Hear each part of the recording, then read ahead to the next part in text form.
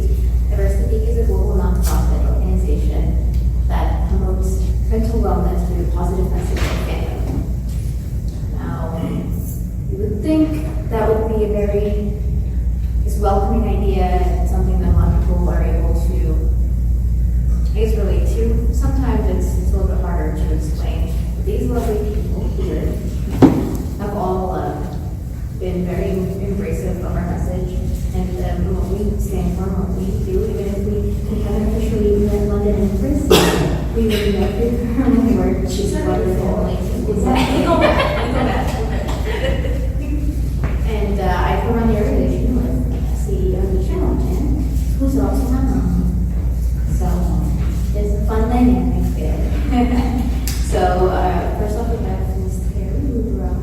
And yes, I'm going to say this because I'm a Southern girl, so it's a little hard. Me too. Yeah. A little hard for me to turn that up. So you are a COO of LegionM as well as a creative head, which is always lots of fun. It's something I'm only recently getting involved in understanding what that even means. So for as large a company as you have, I'm sure it's a very full-time, busy job.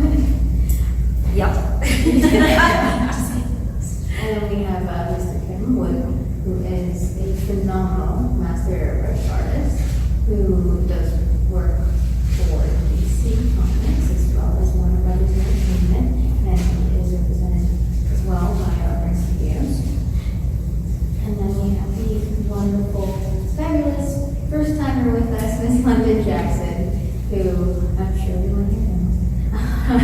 Yes, is creator of the History of Batman podcast and is a comic, it's a hard word, so we say archivist. Yes. Which I find is a fascinating profession. You must have so much up there.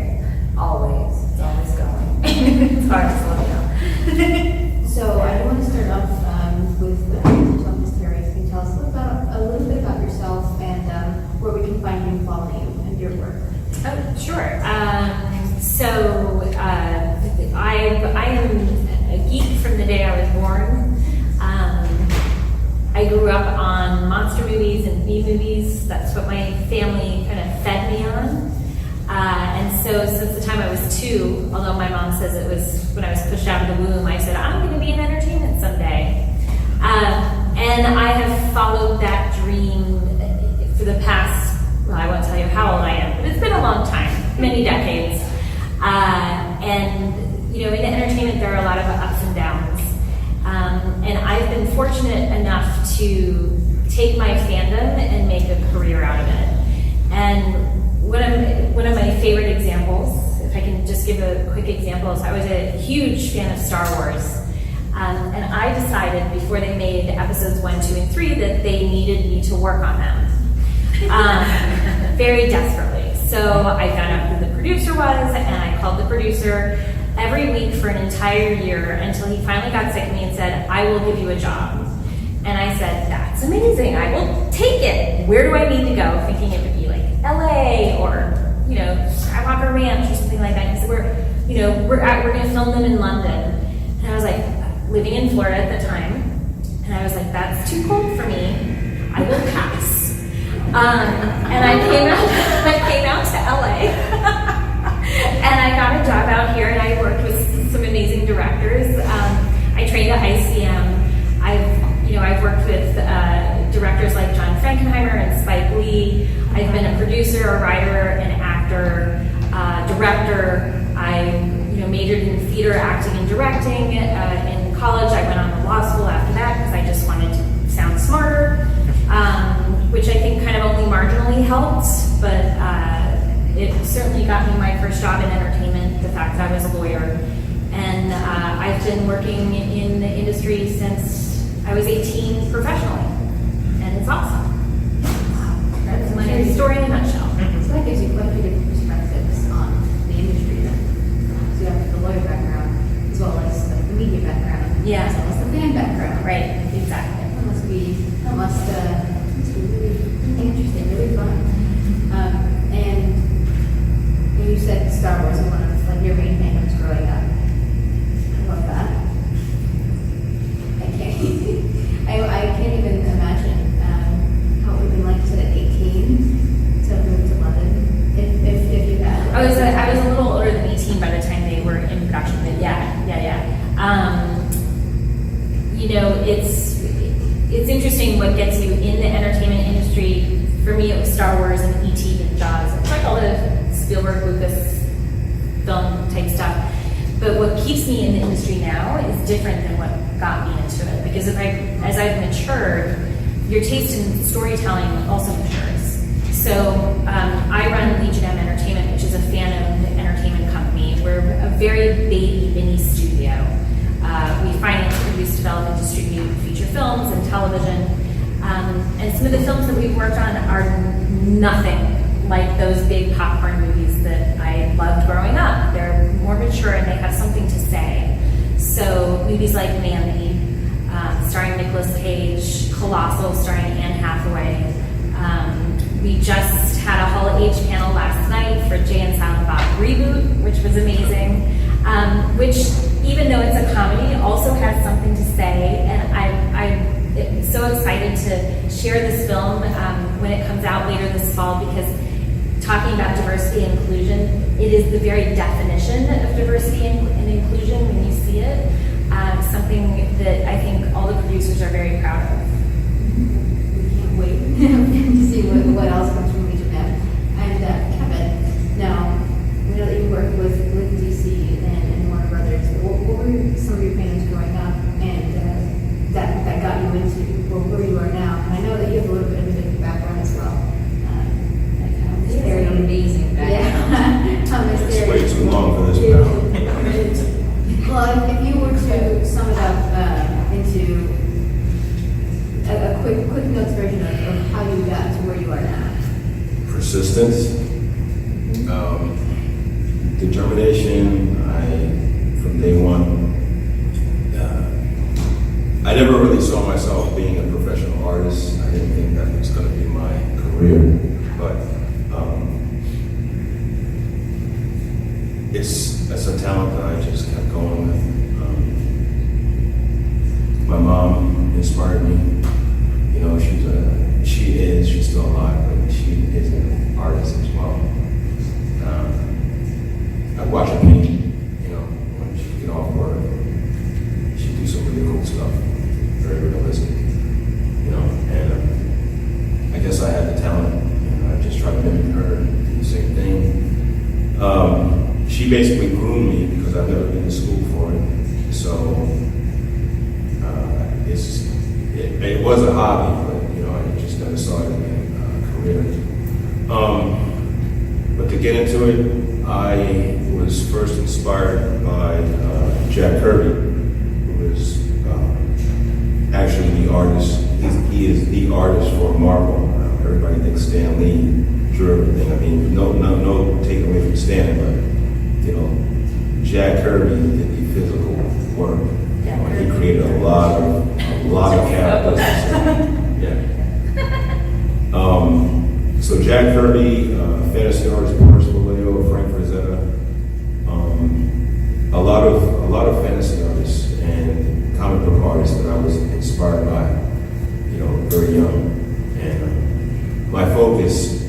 my artwork is photorealism. I'm not a comic book artist.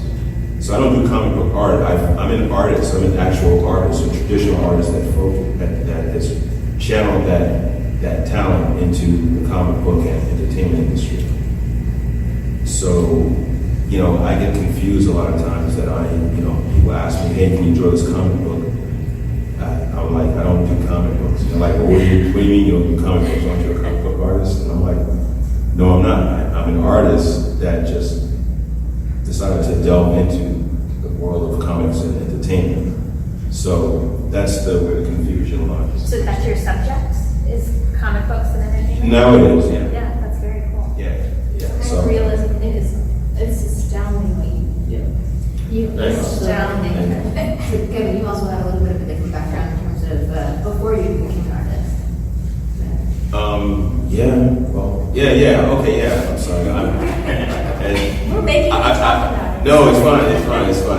Because it's so not behind me, but it's so part of my world that I forgot all about it. But she just reminded me of myself.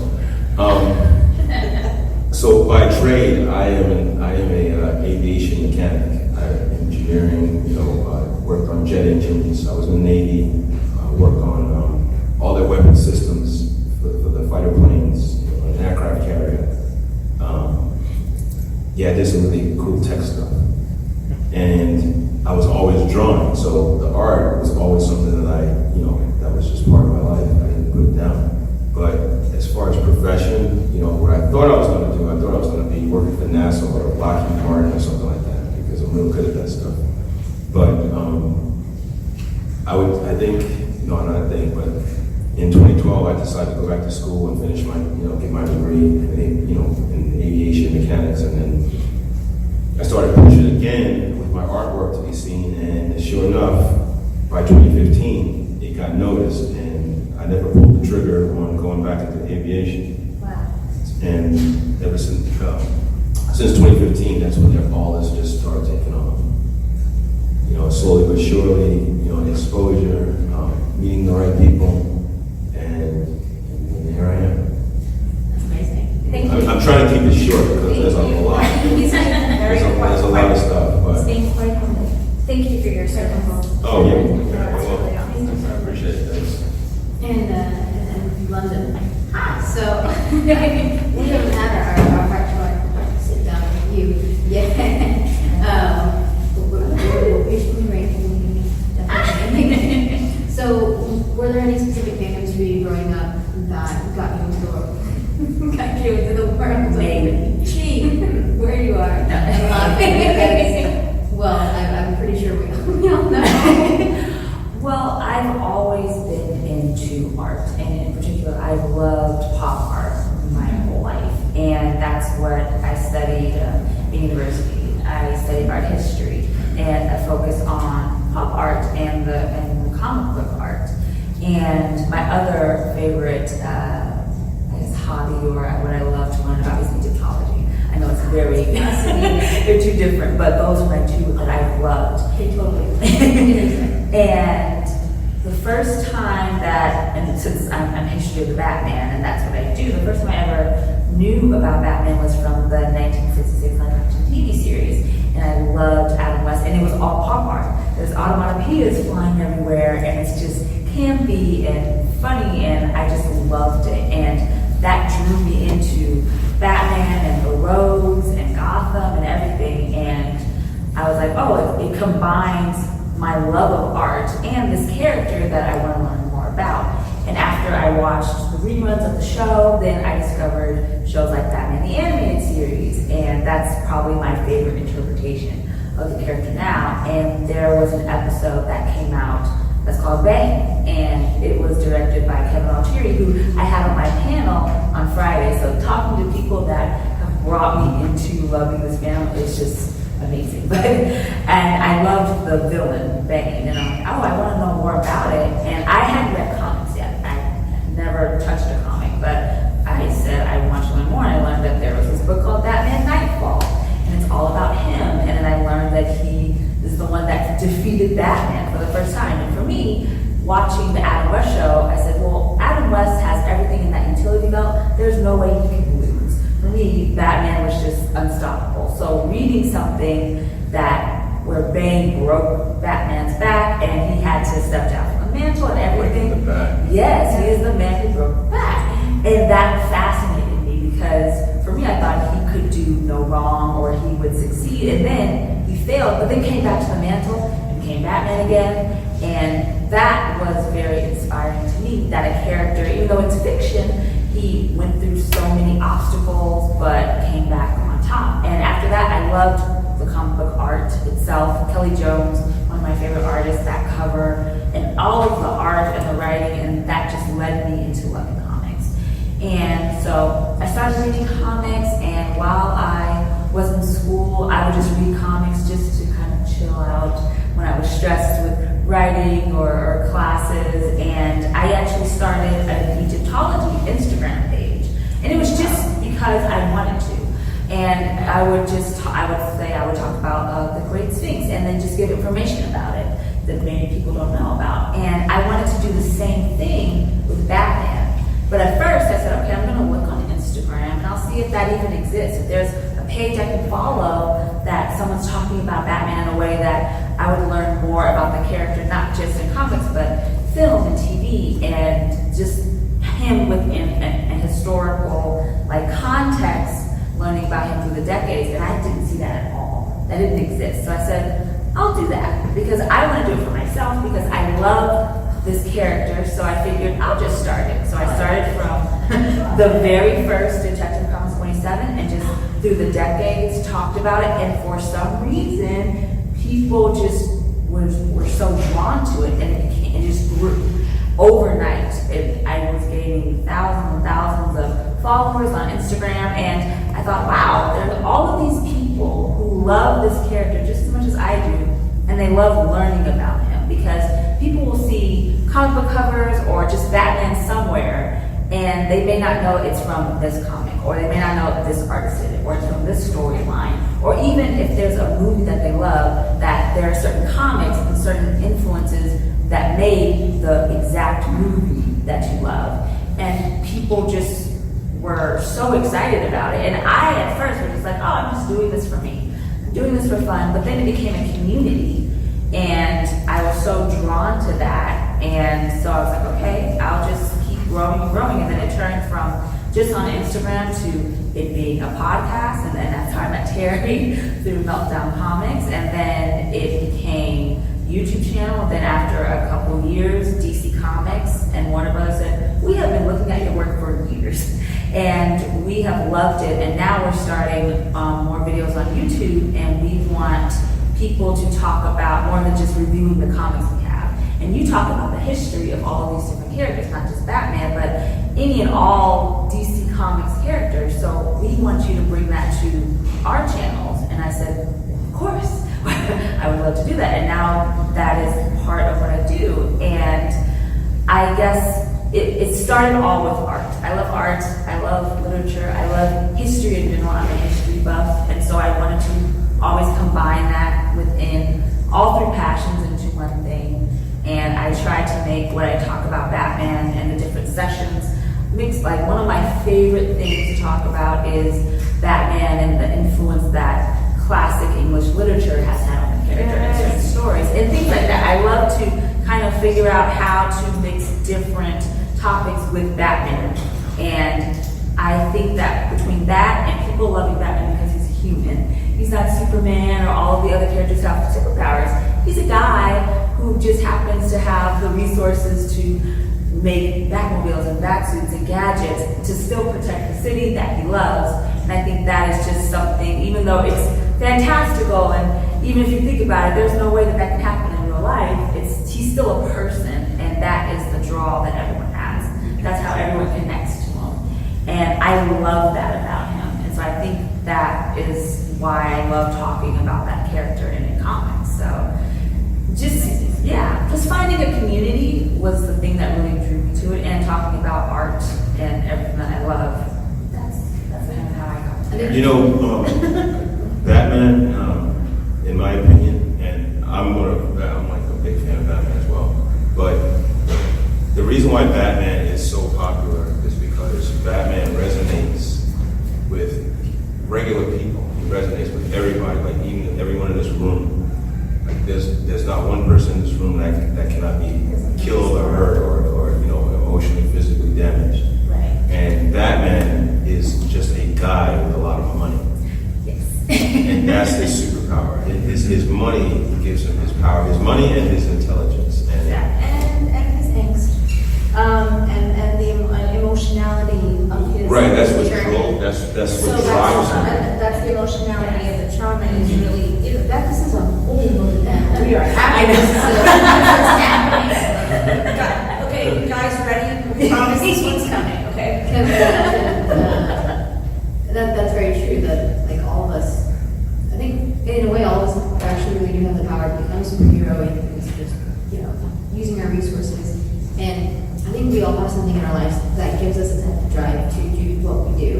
And so knowing now that about each of your backgrounds and how you got to the path that you are now, of course we're going to talk today about representation in media. And when I say that, what we mean by that is more so us. We're people, we're human, and every single human being out there has a different background, different story, and any story is worth being told.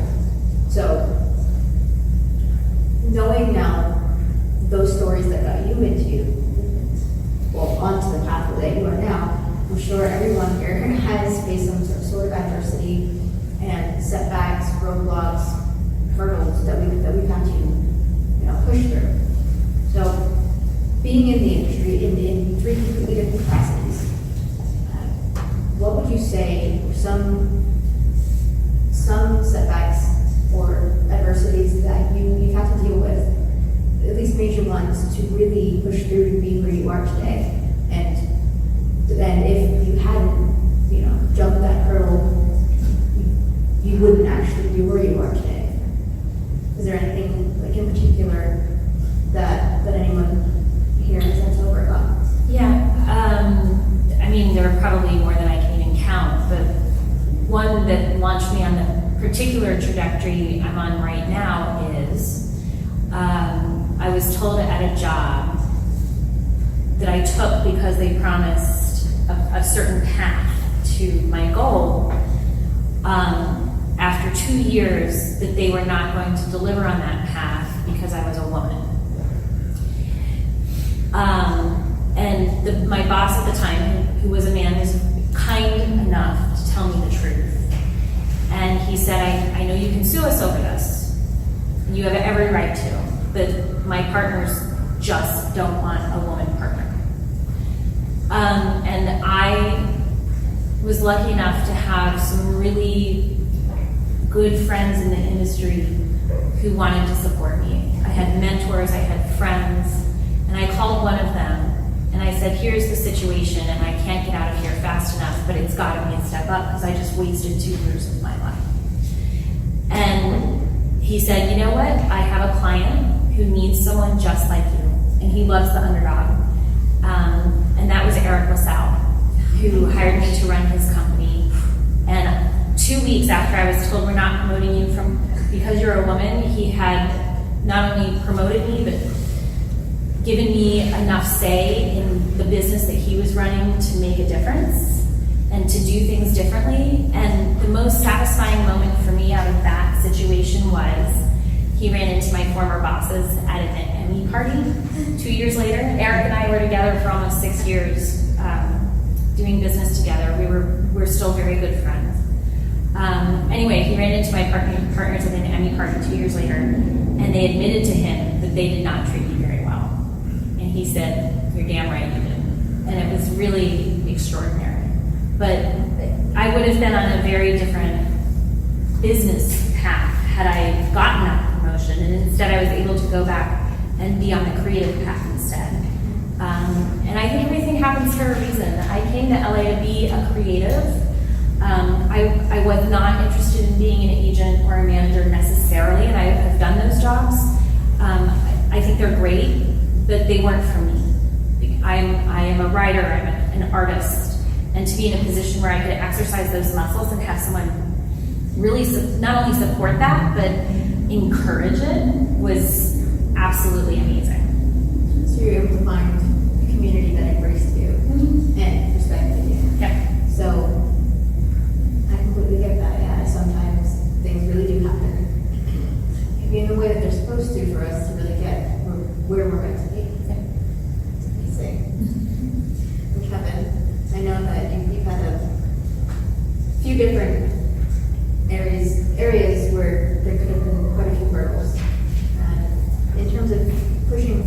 become the artist that you are today? I know you have the support of your mom. Outside of your mom, in the industry, were there any specific hurdles, or even outside of that? Tons. Yeah, there's like way too many that we can talk about here, but being told no, that you know, or having your work denied, or you know, your talent denied, even though you're supposed to be here, you know, it can either make you do it, or it can break you down forever. And that happened. That happened plenty of times. That happened, you know. I would say in 2003, I approached Warner Brothers, who, ironically, I'm now licensed to do all their properties. But in 2003, I decided to get back. Well, I should say, take myself, and I wanted to work on Thundercats. And that was a big passion of mine because I grew up on that. In fact, that cartoon kind of molded my character, my human qualities. I know it sounds real corny, but it's true. You know. That's what our company's about, Kevin. So not to me. Yeah. But I mean, outside of my family, you know, my mother and everything, you know, it's like that's what I would say that series, that property, really drove me into becoming like the artist I am today and the person I am today. You know, the whole quality of truth, honor, justice, loyalty, you know, that just sat with me like forever. And I'm not talking about Thundercats. I mean, I don't want to talk about that much, but anyway, I decided, like, you know, I didn't really see anything on it, so I wanted to get into like who owns this property. And I found out Warner Brothers owns the property, so in order to work on it, I had to talk to them. Well, in 2003, I did a bunch of concept art, and they just totally rejected it. Like, I mean, not even a time of day. And I would submit stuff, and they would just throw it back at me. Now, I know, you know, I'm not bragging to be the best, but I am very good at what I do.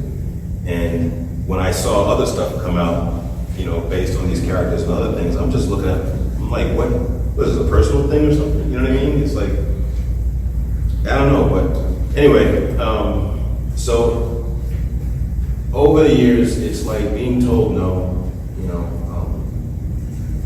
I'm a fighter. I don't take no for an answer. I know that sounds cliche, but I won't. I will kick your door down until all the hinges are broken. And if you put up another door, I'm gonna kick that one down too. So that's basically how that went down. With now me, I'm an artist with Art Brand Studios, licensed to work on anything under Warner Brothers and DC Comics. And I just officially today got news, or I should say last night, that I am now able to work with Marvel and Star Wars. That's Thanks. So, with that said, you know, the persistence, a lot of stuff. I just got a little more personal, you know, family things, you know, family issues, you know, things that happen in your family. You know, some relatives can, you know, try to push you over the edge, you know, but that's the stuff that kind of molded, actually did mold me. Didn't grow up rich, you know, so a lot of people had like advantages because their parents had money and whatnot, so they were able to do stuff and, you know, get into places that, you know, other people can't. I basically made myself, and I'm not taking anything away from the people that helped me. But what I'm saying is that the people who help you, they only will help you if you're going to help yourself. They're not gonna pick up the weight for you. They're not gonna drive the car for you. You know, if you're gonna do something, it's about you doing it, and they'll fall behind and help you. So I personally, I can say that with getting here, I've had tons of help. You know, no one gets to any level of success without anyone. But in the end, it's like you have to be the one that shows that you are passionate enough to get to your goal, no matter what obstacle is in your way. And I just live by that.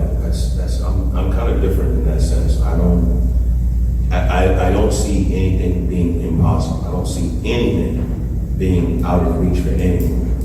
That's just nonsense. I don't even understand how people think like that. Like, you know, you get turned down one time and I've seen people quit. I've seen so many people like just fall back and go back to that comfort zone and because it's a safe place, you know? And I just felt that when, you know, being told no in so many ways, you know, and that's way more than what I can discuss here. But I just couldn't do it. You can't sleep. You can't sleep and know that you just gave up or you accepted this fate without trying. You know, there's not a person on this earth that if you have a dream or a passion or something that you can't get it. Like I said, that's absolutely, that's insanity. You know, parents, friends, relatives, person at your job, you know, it doesn't matter. They don't control you. You control yourself. Right. You do what you know what you can do. You can get it, and that's what got me. So long story short, I tried again in 2015, and I went back to Warner Brothers, and I decided this time they're not going to tell me no, even if they say it 100 times, and that's exactly what happened. They ignored me for 8 months, and this time I didn't stop. I kept at it and kept at it and kept at it. I kept nagging this guy and going at him like freaking, I don't know, like he owed me money, you know. And this guy had never seen me a day in his life. And after 8 months, he's like, you know, like, what do you want? And I'm like, you know, I want my work to be licensed under your property so I can do it proper. I don't want to do something bootleg and then want to get sued. And, you know, now I'm blackballed in the industry for the rest of my life. So I'll make it short, but this gentleman, we are now like super cool. You know, in fact, he came out to see my signing these past couple of days, and he came all the way from Warner Brothers Studios in LA. So the same guy that ignored me for 8 months, you know, he challenged me, and I'll tell you, if anybody wants to hear it, I'll tell you the challenge. So when we met, his name is Chad Fitch. He is the head of global marketing for toys, licensing, merchandising, everything on the WB in DC. And when we met over the phone, you know, and he's like, we have 600 artists over here. He's like, what do we need you for? And I told him, you know, I said, because I deserve to be there. But that wasn't good enough. You know, he's like, you know, no one knows your work. The work will never sell. It won't make a lot of money, and you'll never be able to afford this $50,000 license that we have to. That's what the licensing costs. It's $50,000 per country. If you want to sell your work in North America, that's $50,000. If you want to sell your work in South America, that's $50,000. New Zealand, $50,000. China, $50,000. So that's how that goes. So I don't have $50,000 growing in the back of my, you know, yard. So in order to get that, you know, signed or licensed under the company. But so he challenged me. He's like, well, you know what? He's like, I'll take a look at your work. He's like, you can email it to me, and I refuse. I'm like, I'm not emailing anything. I said, you're gonna meet me. And like I said, he's like, okay, I'm gonna entertain you. He says, you know what? If you wanna meet me, you're on the East Coast, you live in Florida, you fly out here on your own dime, and if I happen to have time, I'm not even gonna make time for you, but if I happen to have time, he said, I might see you. So if you wanna fly to LA and waste your dime and take a chance on coming out here for nothing, then okay. And he's like, you want to do that? And I said, absolutely, I will. And he's like, well, okay. He's like, I'm just letting you know I'm not putting aside any hours, any time for you. He said, you can catch me like in a break or a bathroom break or something like that, or if I happen to be going to lunch or maybe whatever, but he wasn't scheduling appointments. But very, very quickly, I met the guy. He told me he's going to give me 30 minutes, and I wound up staying in Warner Brothers Studios for 3 hours. And after that, he called a few studios that license artists around the world, and within 6 months, I was picked up. Amazing. So now I'm with our friend studios. Yeah. I don't want to take away from the panel, but it's really, I just want to make this clear to everyone, and I don't know who you you guys are. I've never seen you before in my life. I don't owe you anything. But I know that everyone, I don't care who you are, everyone has grown up with something that they wanted to do. I'm not going to ask you what it is. It's none of my business. But my point is even if you have children or a friend or a family member or something, you guys have to support them. You have to believe in them. If it sounds crazy to you, that's their dream, man. That's not for you to decide for them. Okay, if they want to be a skydiver off the top of a Freedom Tower in Manhattan, or walk a tightrope like that guy did in the World Trade Center, okay, let them do it. That's their decision. Just because it doesn't work for you, or you feel that it's not going to work for you because it's not your dream, it's not your thing. Your dream. Yeah. Okay, so support your people, support your friends. If it sounds outlandish, support them. Just go out there and help them make it happen because it will. And then you'll be surprised and shocked. Thank you. That was I didn't want to get off the subject. That's if you want to know how I got where I am, that's what did it. Well, representation in media goes beyond what the normative language is. We're talking about it from the perspective of our own internal journeys and our own internal beings, how we self-represent, and that's what's different about our panel today and our own personal narratives. So that's what you gave us as your narrative, and I appreciate it very much. Joe? In London now, I know. I'll give us a bit of your history now. In your journey through school and through becoming, I guess, kind of a social media personality, and your journey into unintentionally working with Warner Brothers and then in DC. Was there anything in your life, whether it was part of the journey of the story of Batman or just through your own personal life, that you had to overcome? Yes. What's funny is I suppose the difference between Terri and Helen's experience is that it wasn't a particular company that was either discriminative or anything. It was fans of this media. Because after the first year, because I started History of the Batman in the beginning of 2013, and after the first year and a half, and just the Instagram, I wasn't connected to anybody. I wasn't connected to a company. It was just me and posting on Instagram. That was it. And I hadn't had any partnerships, and the page was just growing. And then there were other people who were all older, male fans that had pages too. They weren't talking about the history. They were just fans. They either were collectors or they just like Batman, which is fine because there are tons of pages and people like that. And I'm always welcome to anybody, but they didn't really like the fact that it was me that kind of was becoming a dominant voice on this platform about DC Comics. And it wasn't them. And that group of people kind of did almost like a witch hunt in a sense against me. And in my personal life, and I'm very grateful for this, or at least people to my face, I had never experienced discrimination. Maybe people talk behind my back, I don't know, but face to face, I've never had a problem with anybody. I haven't been called names, anything like that. So seeing that online, even though I never met them in my life, I don't know them at all. I just know their Instagram handles, that's it. But all of these people telling other people, you shouldn't like her. She's not authentic, she's not this.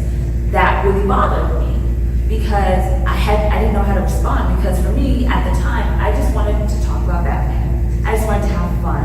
I just wanted to be part of this community that I had built out of nothing. And I didn't really know how to respond. And at first I was just gonna quit.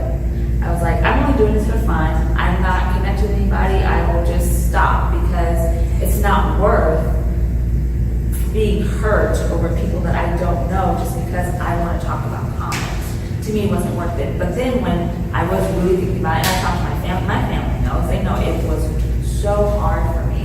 And they told me, no, like, you have this whole community of people that really love what you do. You should keep going.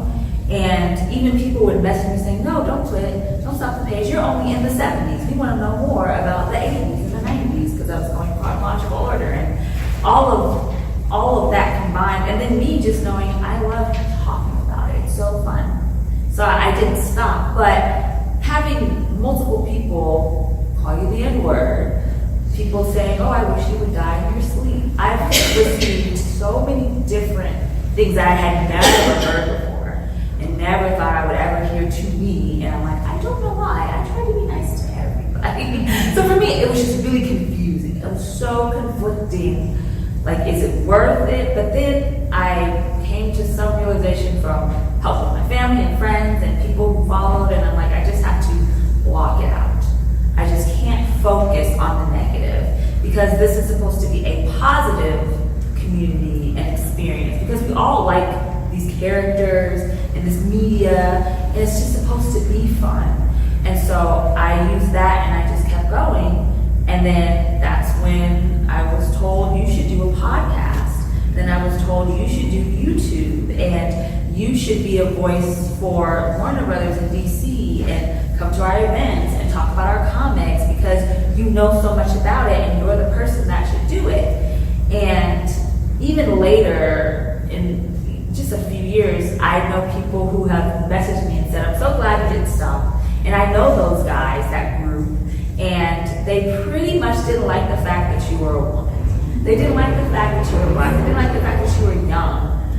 And because I was still really confused when it was all happening. And they were like, they just don't like the fact that you look like you. Especially when everyone found out what I looked like. Because for the first year, no one knew who I looked like. And even to this day, if someone starts following me today, and then I put up a picture, like, I'm here, they're like, you're a girl? Or you're this? Like, it's still so, I don't know, it's shocking to a lot of people. So I get that every week. Someone who discovers the media and they see that I look like me. And most of the people are like, that's really cool.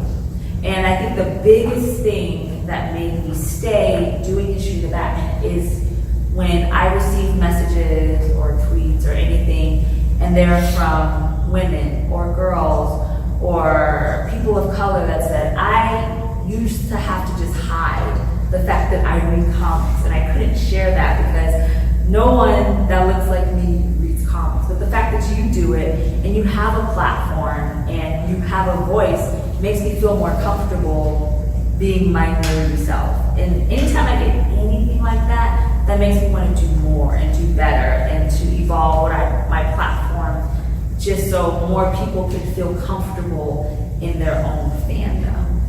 And I'm so glad I didn't stop at the end of 2014 and said, oh, I'm just going to abandon this and focus on curating at galleries, which luckily I am a curator and I have done art shows, and a lot of them have been about Batman. And so I'm glad that I'm still able to have this passion and mix it in with what I study, what I enjoy.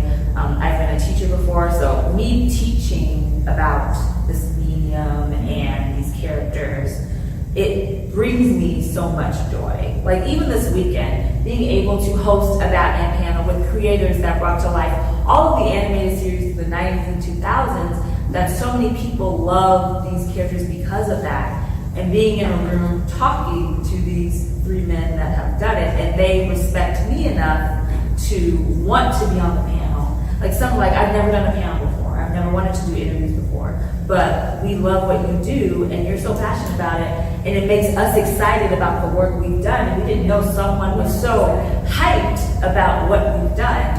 And anytime I have those experiences, I just know that, okay, this is what I'm supposed to be doing. And I can't let other people, even if they don't think that how I look, I'm the person that's supposed to be talking about comics. I can't let those people stop me from doing what I want to do. So yes, I've experienced that, and oddly enough, it wasn't from a company. Warner Brothers and DC and other partnerships that I have, they've all been very welcoming. They all love the work that I do. They're very supportive, and I'm growing more and more relationships. And it's really just, there's pockets of toxicity within fandoms, in any fandom, not just Batman, but pick anything. There's always a group of people who they just have to find something negative negative or don't like something, and if it's not something they specifically wanted or like, it'll just make it negative. And that's unfortunate because fandom is supposed to be for fun, I think. It's supposed to be enjoyed. So when there's so much negativity, it's hard, but I just try to block it out. But I think I've gotten past worrying about just the discrimination and negativity that people have put towards me. It's not as much as it was before, but it still exists. I do get it from time to time. It's not that it's completely gone, but I try to just focus on the 98% of people who are good and not really focus on the 2%. So I've definitely grown from learning how to cope with this, which I'm glad about. And yeah, so I have dealt with it, but I think that I'm veered towards that. And I have something that I really, really love and other people love too. So I'm glad I didn't quit. Just real quick, I just want to say something. There's some irony going on right now at this panel, and the fact that this panel is made up mostly of women, and myself being here. So I just released a new series with DC Comics and Warner Brothers that is based on empowering women, and it's a series of paintings that I created using 5 of DC's most powerful females to represent real world women, like these women here. Okay, so everything that she just described is absolutely true, but the series I just created, it just released the first day of Comic-Con. What's funny is that when I proposed it to DC Comics and WB 3 years ago, they said that was like the absolute best idea they've ever heard, was to create this series of paintings surrounding empowerment for women. So when you talk about that, it's like, It's interesting to see where we've come from. Yeah. I mean, there's different generations, I think, like the gaps in where we've come from, where you began, and face certain forms of discrimination. Like, it was nice to see that the studio supported that, you know what I mean? Like, even inside the industry, like, they weren't against it, like, no, we're not interested in stuff like that, we want to do more guys, so it was cool. In our journey as Diversely Geek, and mine is the smallest story because we're ready to stop right now, is that we have been bringing to light the stories that all 3 of you have brought. And we've been very blessed and had the opportunity to come to know all of you. I'm a medical provider. I have no place in this industry, but yet all of you welcome me. Not one of you ever said no to me. Terri has been one of the biggest supports that I've ever had, and I will cry. Because when I started this journey, excuse me, guys, I'm sorry, I never thought that I would get to this place, and that this story I had to tell could be told. And I sit here listening to you 3, and I'm like, wow, the community that we create because of the hearts that we all have, and the love and the passion that we have, that's what unifies us. That's what representation in the media should be about. It should be the fact that we're all one unified community. We're one geek nation. And that it's our heart that sells us. It's our heart that sells the narratives because we all have a common passion. Sorry, I'm crying. Amen, Nisha. I was crying this morning when I got that. I was crying before you when I saw you were shaking. So we have to wrap up now. Thank you all so much for being here. Really appreciate you guys so much. So you can find us on all social media platforms, our podcast as well, on podcast platforms. Ms. Terri Lubaroff you can find on all LegionM platforms, social media wise, and definitely take a look at their website, become a fan. Mr. Kevin Wood can be found at the Art of Wood and through Art Studios as well. SuperheroFinance.com. There you go. And Miss Londyn Jackson can be found on pretty much every social media platform and podcast wise. And here's back. Wonderful. Thank you so much for joining us, and we'll hope to see you next year.